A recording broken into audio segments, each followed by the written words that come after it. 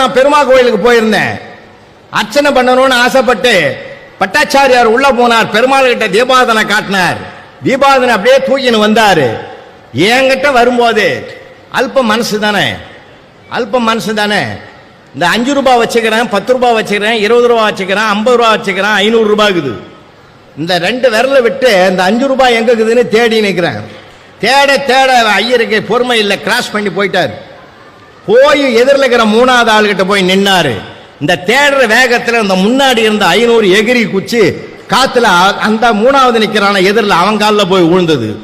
அவன் குனிஞ்சு பார்த்து இது நம்ம பணம் இல்லைன்னு எடுத்து ஐயர் தட்டில் போட்டான். அவர் உள்ள போய் பெருமாள் கழுத்தில் இருக்கிற மாலையை கொண்டாந்து அவனுக்கு போட்டார். சார் 500 என்னது, ஆனா சகல மரியாதையும் அவனுக்கு. இந்த 500 நான் கொடுத்திருந்தா அந்த மரியாதை எனக்கு இருந்திருக்கும்.